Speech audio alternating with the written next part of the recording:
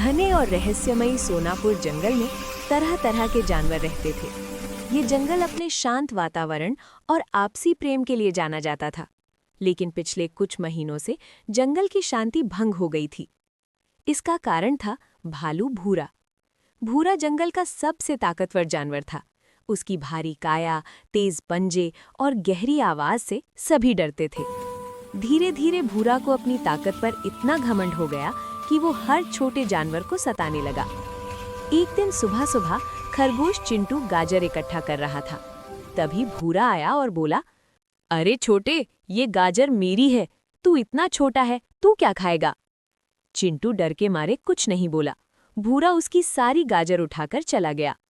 इसी तरह कभी वो बंदर से फल छीन लेता, कभी हिरन को नदी से भगा देता। एक दिन सभी जानवर परेशान होकर राजा शेर वीरेंद्र के पास पहुंचे। हिरन बोला, महाराज, भूरा हमें जीने नहीं दे रहा। राजा शेर ने गंभीर स्वर में कहा, ताकत का मतलब अत्याचार नहीं होता। हमें भालू को सबक सिखाना होगा, लेकिन बिना हिंसा के। सभा में एक नन्हा सा जानवर चुपचाप बैठा था, साही नन्हू।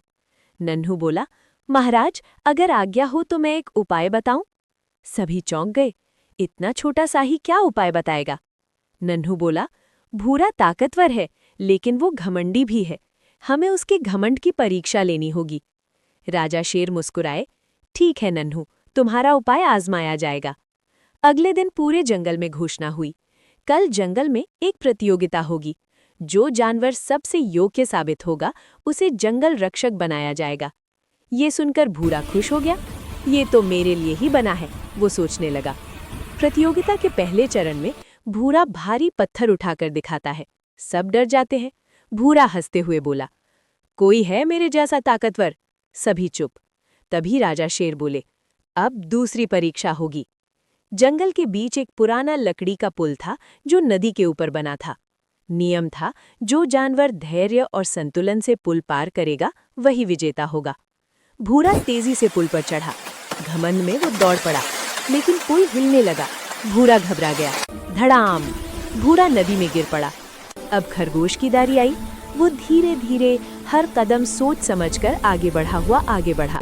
न नदी से डरा, न पुल से। कुछ ही देर में खरगोश पुल पार कर गया।